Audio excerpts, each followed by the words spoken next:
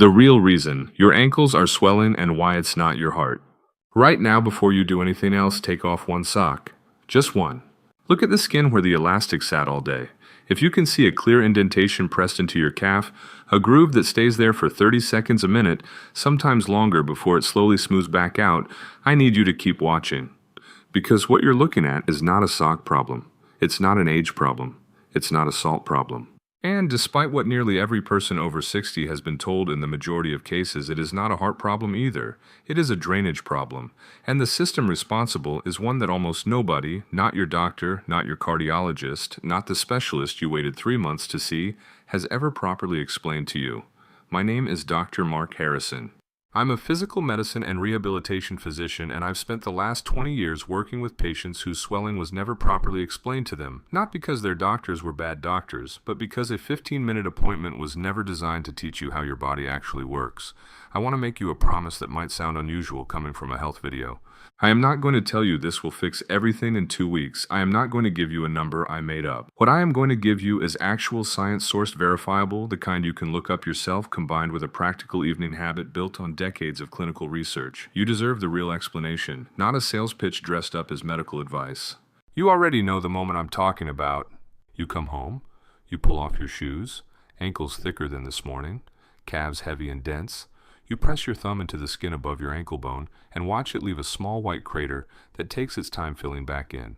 You've mentioned it at appointments. They checked your heart. Normal. They handed you a water pill. You ran to the bathroom for 3 months. The swelling barely moved. And at your next appointment, someone shrugged and said, well, it's being managed. Managed, as if tolerating the problem more conveniently was the same thing as solving it. Here's what I want you to understand. The reason that water pill didn't work is not because you did something wrong. It's because that pill was designed for a different problem than the one you actually have. Diuretics pull fluid from your bloodstream. But the water pooling in your ankles right now is not in your bloodstream. It's in your tissue, a completely separate compartment that a diuretic cannot reach. You have been given a solution to the wrong problem, and nobody explained why. That changes right now. Your body's hidden drainage network, the lymphatic system, explained. Your body runs 2 separate fluid networks. Most people only know about one. The first is blood. Arteries carry oxygenated blood out from your heart. Veins return it back. At the center is your heart, a pump that has not stopped once since before you were born. It beats 100,000 times every day without you thinking about it. Whether you're asleep or sitting still for 6 hours, your heart keeps working. It doesn't need your help. The second network is called the lymphatic system. And here's the fact that changes everything. It has no pump. None, not one, zero. Your lymphatic system is a vast network of thin vessels running alongside your blood vessels throughout your entire body. Every minute, a small amount of fluid leaks out of your capillaries into surrounding tissue. This fluid bathes your cells, picks up cellular waste, dead bacteria, excess proteins, and excess water. Then it has to find its way back into your bloodstream through those lymphatic vessels, about 2 liters every single day. Documented in Foldy's Textbook of Lymphology, the standard international reference in lymphatic medicine. 2 liters every day. With no pump. So how does it move one way only? Through muscle contraction. Every time your calf muscle squeezes as you take a step, it compresses the lymph vessels and pushes fluid upward. Every ankle flex, every time you stand from a chair, those contractions are the only engine your lymphatic system has. Think of a garden hose lying flat on the ground. Squeeze one section and water moves forward. Release it and it stops. Your calf muscle is the squeeze. Every step is one pump stroke. Stop moving. The pumping stops. Sit still for 3 hours and you have given that system 3 hours with no pump strokes at all. The fluid accumulates, a teaspoon at a time, quietly, in the tissue around your ankles. By the time you pull your shoes off, that accumulation has been building since morning. Now here is why this becomes significantly worse after 60. And I want to be precise, I'm not going to give you numbers I can't back up. What we know from published research, including work by Olszewski and colleagues in the Annals of the New York Academy of Sciences and Cellular Studies, published in Nature Immunology by Zala and colleagues in 2015, is that 3 things happen simultaneously as we age. First, lymphatic vessel walls lose elasticity. They stiffen the same way your arteries do, the same way the skin on your hand becomes less supple. They respond more slowly. They drain less efficiently. Second, the tiny one-way valves inside those vessels weaken. These valves prevent fluid from sliding back down after your muscles push it upward. When they weaken, some of that progress gets undone. Third, the connective tissue in your lower legs loses its own firmness. Fluid that leaks out has more space to spread, more room to accumulate. Fluid leaking in faster, system draining it slower, tissue holding more of it. That is the equation your ankles are living inside every day. This is not disease. This is not your body failing you. This is physics responding to age-related changes in a system nobody taught you about. And physics, unlike some diagnoses, gives you something to work with. The 3 types of leg swelling. Which pattern do you have? Before we go further, I need to draw a clear line. Stop this video and seek medical evaluation today if any of the following apply to you. One leg swelling significantly more than the other with skin that is warm red or painful that can indicate deep vein thrombosis. Same-day evaluation. Both legs swelling with shortness of breath when lying flat, waking, unable to breathe. Or unable to climb one flight of stairs that points to cardiac decompensation. Not a home protocol. Swelling that appeared over days, unexplained weight gain of 4 or more pounds, and foamy urine that suggests the kidneys may be losing protein. Blood work this week. One side only painless but firm in someone with a history of cancer treatment in that region needs evaluation. And one thing other videos never mention: medication-induced edema. If your swelling began or worsened after a medication change, bring that to your doctor first. Calcium channel blockers like amlodipine and nifedipine, very commonly prescribed for blood pressure, are among the most frequent causes of lower leg swelling in adults over 60. Documented in the Journal of Clinical Hypertension. No amount of leg elevation solves a drug side effect. If none of those describe you, swelling gradual bilateral, worse by evening, better by morning. No breathing difficulty, you are in the right place. There are 3 distinct patterns of chronic lower leg swelling after 60. From the outside, they look nearly identical, but they have completely different causes and completely different solutions. Pattern 1 is venous insufficiency. Valves inside your leg veins have weakened, blood pools, pressure builds, water gets pushed through vessel walls into tissue. You'll typically see visible ropey veins, brownish discoloration on the shin just above the ankle, and swelling dramatically worse after long hours standing. Pattern 2 is lymphatic. This is the most common pattern in people over 60 with no significant cardiac or kidney disease. Swelling as soft leaves a pit. When you press it, often involves the top of the foot. In chronic cases, the skin on top of the foot becomes so thick you cannot pinch it between your fingers fused to the structures beneath. That finding has a clinical name, the Stemmer sign. First described by lymphologist Robert Stemmer in 1976. One of the most reliable bedside indicators of chronic lymphatic congestion that exists. Pattern 3 is cardiac or renal. Bilateral swelling accompanied by shortness of breath with exertion, waking multiple times to urinate, unusual fatigue, and rapid unexplained weight gain. That pattern needs a workup, not a protocol. Most people over 60 with gradual symmetric evening dominant swelling and no accompanying symptoms fall into pattern 2. Movement solutions, not more pills. The surprising link between daytime swollen ankles and nighttime urination. I want to tell you about a man I'll call Robert. Robert is 64. He spent 30 years as a civil engineer, constantly moving between offices and job sites. He retired 2 years ago. Within 6 months, his ankles began swelling every evening. Echocardiogram ejection fraction 63%. Completely normal. Kidneys fine. He was prescribed a diuretic. 8 months of exhaustion and constant bathroom trips, still swollen every evening. Then he told me something I hear from almost every patient with this pattern. He said, "The strange thing is, last fall my son and I did a fishing trip in Montana, hiking to the river, wading through water, setting up camp. On day 3, I looked down and barely recognized my own ankles. 2 days after I got home and sat back at my desk, it was all back. Better with sustained movement. Worse with prolonged sitting. That is the lymphatic signature." His lymphatic system had not stopped working. It had stopped receiving the signal it needed. Here is what was happening in Robert's body every day and what is very likely happening in yours. He wakes up. Ankles nearly normal after 8 hours lying flat. Gets up, sits at the kitchen table reading for an hour. Sits in his home office for 2 hours. Watches television after lunch for 90 minutes. By 2 in the afternoon, upright but almost completely stationary for 7 hours. Fluid leaking continuously from capillaries into lower leg tissue the entire time. Calf muscles barely contracting. The lymphatic conveyor belt barely moving. Fluid accumulating quietly a teaspoon at a time. By 6, sock marks. By 8, watch is tight. By 10, he lies down. Now the real disruption begins. All that accumulated fluid, now that gravity is no longer holding it down, slowly reabsorbs into his bloodstream. His heart receives unexpected volume. His kidneys shift into higher gear. He wakes at 2 in the morning, then 4, then 5:30. By 6, he is exhausted. The cycle begins again. This connection between daytime leg swelling and nighttime urination is documented in urological and vascular literature, published in B.J.U. International, and referenced in International Continence Society standardization documents. The swelling in your ankles during the day is a primary driver of why you wake up at night to urinate. That connection alone changes everything about how you approach your evenings. 2. Simple at-home clinical tests to assess your swelling. 2 self-assessment tools you can do right now. Real clinical tests. The first is the pit test.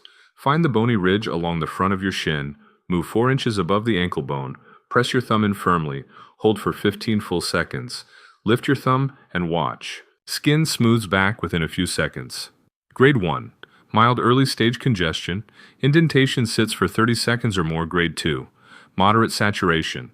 Impression remains for a full minute or longer. Grade 3. Significant congestion building for some time.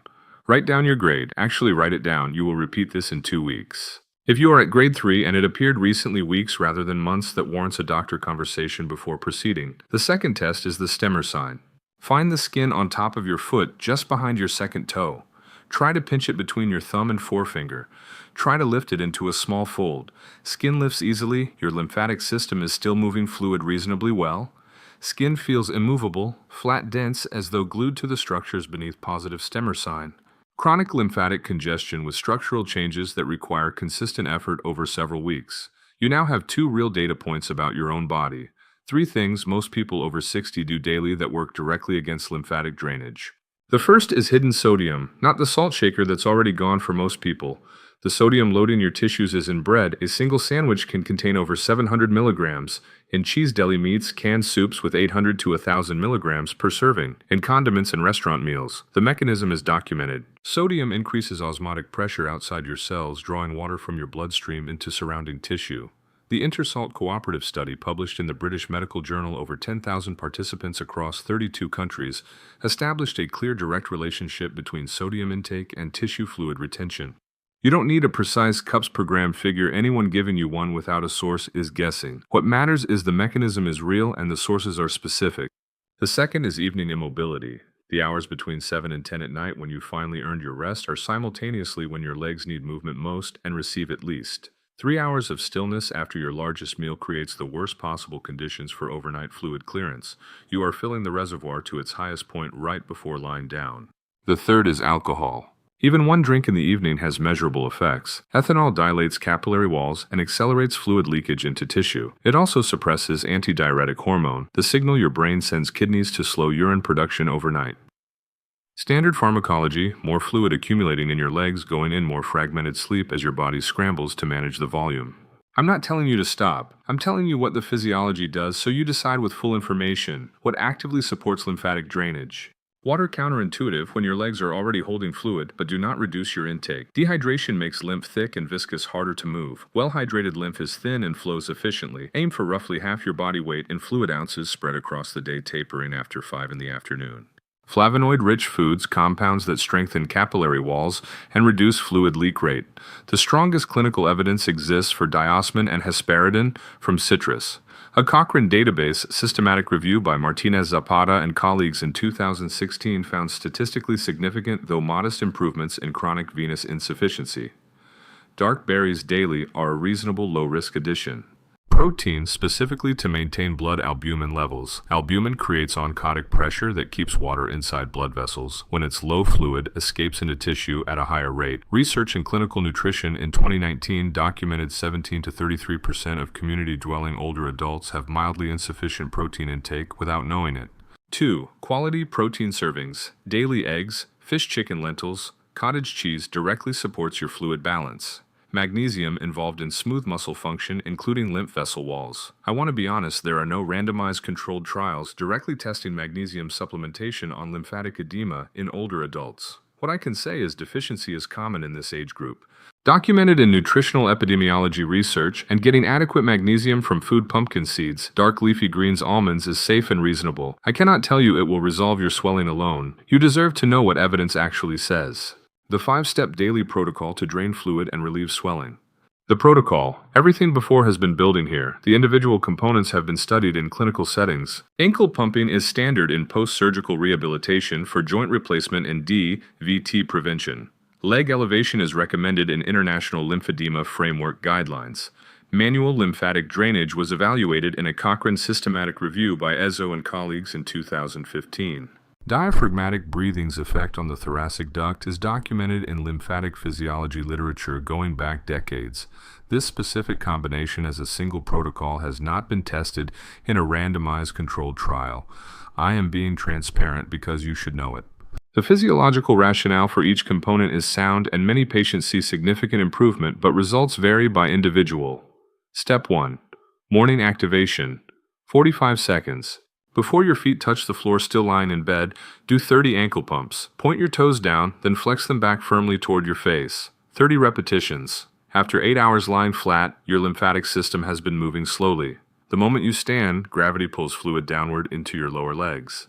Activating the calf pump before going vertical starts the drainage process before gravity gets a head start. This technique comes directly from post-operative protocols used after knee and hip replacement surgery. 30 pumps, still in bed, before your feet touch the floor. Step 2. Hourly reset. 30 seconds. Every hour sitting, do 20 calf pumps. Heels on the floor, lift toes upward and back down. Or stand and do 20 heel raises. Your lymphatic system does not care about your total daily steps. It cares whether your calf muscles contract frequently enough throughout the day. Research on movement snacks, brief activity bouts interspersed throughout sedentary periods, demonstrates measurable improvements in vascular and lymphatic function, documented in a 2016 paper by Dempsey and colleagues in the Journal of Hypertension. 4 hours of uninterrupted sitting is 4 hours of backup regardless of your morning walk. Set a timer. 20 repetitions. Every hour. Step 3. Pre-dinner walk. 5 minutes. Before your evening meal, not after. Take a 5-minute walk. Around the block, around the house. Walking activates the deep posterior calf muscles in a way seated pumps cannot fully replicate. This is your last full-body pump opportunity before the evening resting phase. Before dinner, not after. The post-dinner inertia is real. If you wait, the recliner wins. Step 4. Evening drain sequence, 90 minutes before bed. Find a clear wall. Lie down on the floor or bed near the headboard. Place both legs straight up against the wall, heels above hips. Hips above heart. No perfect angle required. Close is fine. Stay 15 minutes. Minutes 1 through 5, slow ankle circles. 10 rotations clockwise, 10 counterclockwise on each foot. Full range of motion. Initiates drainage from the most distal point upward. Minutes 5 through 10 alternating slow ankle flexes. Point one foot, flex the other. Deliberate unhurried pace. Each flex is one squeeze on the pump. Minutes 10 through 15 diaphragmatic breathing.